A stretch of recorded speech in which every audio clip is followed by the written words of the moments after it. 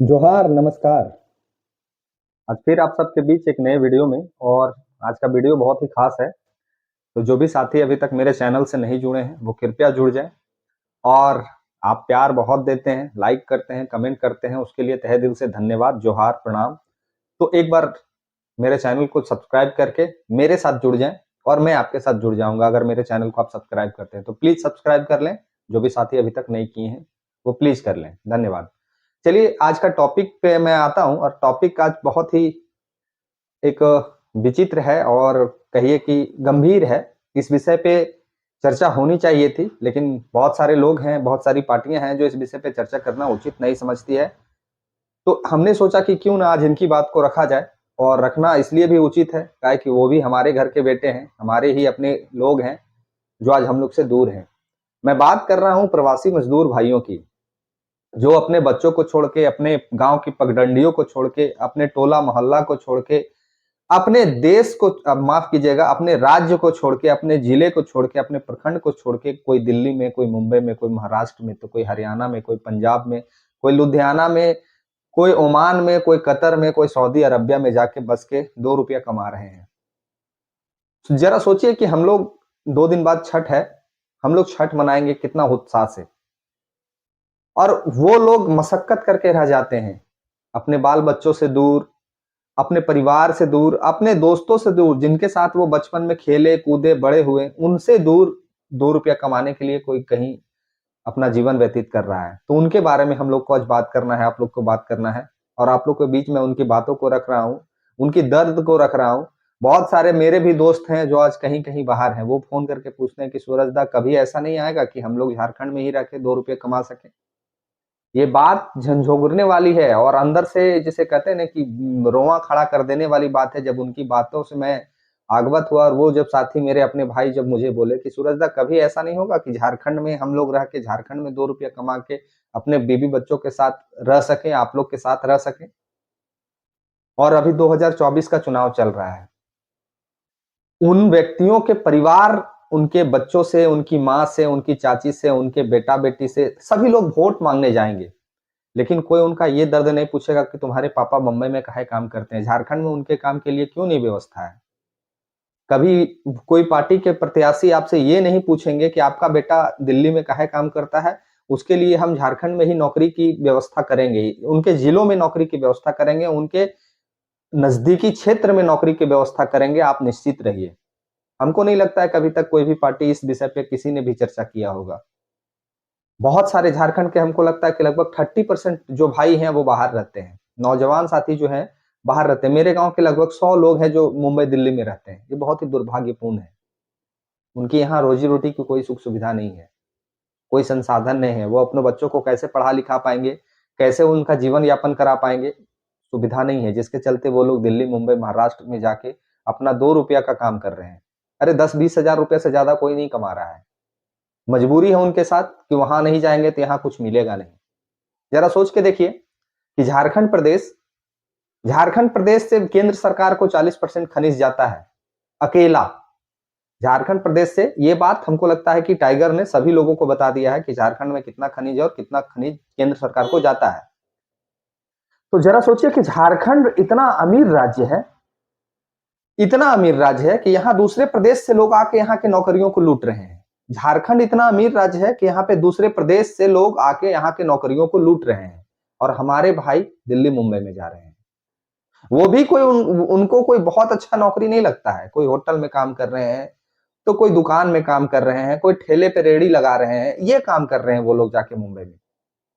हम लोग को भी गर्व होता कि अगर वो लोग जाके दिल्ली, मुंबई में सरकारी नौकरी में होते तो हमें भी गर्व होता, लेकिन ऐसा नहीं है।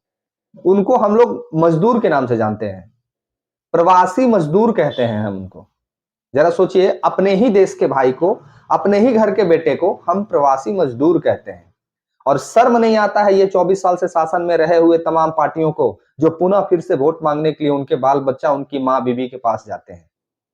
जिनको हम ये लोग, ये जो पार्टियां हैं, ये जो प्रवासी मजदूर कह के संबोधन करती हैं मेरे घर के बेटे को, मेरे घर के बेटे को, मेरे घर के भतीजे को, मेरे चाचा को, मेरे पिताजी को, मेरे भाई को, ये लोग प्रवासी मजदूर करके जो संबोधन करते हैं, ये पार्टियां को 24 साल में ये कुव्वत नहीं हो पाया कि मैं ये व्यवस्था को ठीक कर सकूं, उनको अपने जिले में ही रोजगार दे सकूं।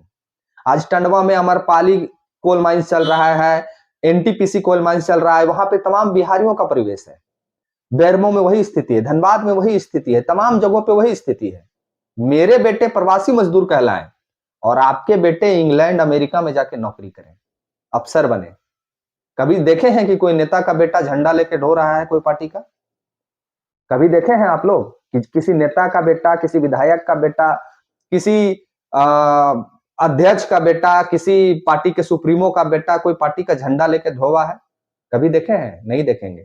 वो ऑक्सफोर्ड यूनिवर्सिटी में पढ़ेगा, लंदन में पढ़ेगा, अमेरिका में पढ़ेगा और वहां उसका नौकरी एक अच्छा जगह पे लग जाएगा, और नहीं तो नहीं कुछ कर पाएगा। तो जैसे अभी सिमरिया विधानसभा में 2 विधायक के बेटे चुनाव लड़ने आ गए हैं, उसी तरह पे बाप के जगह पे विधानसभा का चुनाव लड़ेगा। ये तो सिस्टम है झारखंड का। मुख्यमंत्री खुद विधायक बनेगा, अपने पत्नी को भी विधायक बनाएगा, अपने भौजाई को भी विधायक बनाएगा, अपने बाप को भी विधायक बनाएगा, अपना मौसी को भी विधायक बनाएगा, अपना चाची को भी विधायक बनाएगा, अपना बहन को भी विधायक बनाएगा, और हमको और आपको प्रवासी मजदूर कह के संबोधन करेगा। तो एक संदेश मेरे सभी प्रवासी भाइयों से, और मैं प्रवासी शब्द का प्रयोग नहीं करना चाहता, लेकिन मैं बोलूं क्या, मुझे भी समझ में नहीं आता। मैं तमाम वैसे भाइयों को जो आपको घर छोड़ने पे मजबूर कर दिए, वो वैसे भाइयों को जो आपको अपने बाल बच्चा से दूर कर दिए, वैसे भाइयों को जो अपनी माँ के दुख तकलीफ में आप हमेशा साथ नहीं रह सकते हैं, वैसे भाइयों को जो अपने छठ पर्व में अपने घर को नहीं आ सकते हैं, उनको मेरा एक संदेश है कि 24 साल के झारखंड में जो कभी नहीं हुआ, वो इतिहास बदलने का वक्त आ गया है, भूगोल बदलने का वक्त आ गया है। अगर आप आके इस इतिहास को बदलने का काम करते हैं, तो आपके जैसा घर का बेटा, मेरे जैसा घर का बेटा जब सरकार में पुनः आएगा, तो यकीन मानिएगा एक दिन ऐसा परिवर्तन आएगा कि मेरे तमाम जो 30% भाई लोग जो बाहर में दिल्ली मुंबई में कमा रहे हैं, वो एक दिन झारखंड में कमाएंगे, अपने बाल बच्चा बीवी के साथ रहेंगे।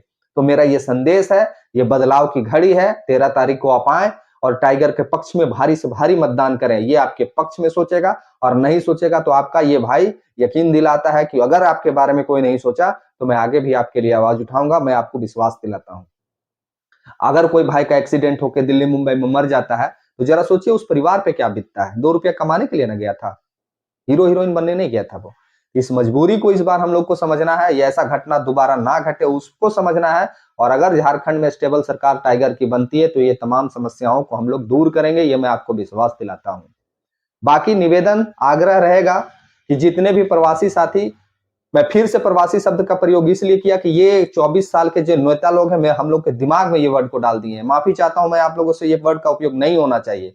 मेरे जितने अपने घर के बेटे जो बाहर रहते हैं, उनके लिए एक संदेश है कि आप इस बार आए और टाइगर को मदद करें और भारी से भारी मतों से उनको जिताएं, ताकि आपके लिए, आपके हित में, आपके बाल बच्चों के हित में, आपकी माँ के हित में कुछ एक नियम बन सके आपके लिए। बाकी मैं चाहूंगा कि आप मेरे वीडियो से जुड़ जाए। जो भी साथी अभी तक नहीं जुड़े हैं, जो देश विदेश में रहते हैं, जो अन्य राज्यों में रहते हैं, वो जुड़ जाए, ताकि मैं आपके लिए आवाज उठा सकूं और आपकी बातों को जोरों शोरों से रख सकूं। धन्यवाद, जोहार। प्रार्थना है आप लोगों से कि आप लोग जरूर 13 तारीख को वोट करें और जरूर 20 तारीख को वोट करें, हम लोग को मजबूत करें। बाकी मेरे चैनल से जो लोग नहीं जुड़े हैं, जुड़ जाएं और कमेंट करके राय दें कि जो मैंने बात को उठाया है, क्या इनको अन्य पार्टियों को भी उठाना चाहिए या नहीं उठाना चाहिए। धन्यवाद, जोहार।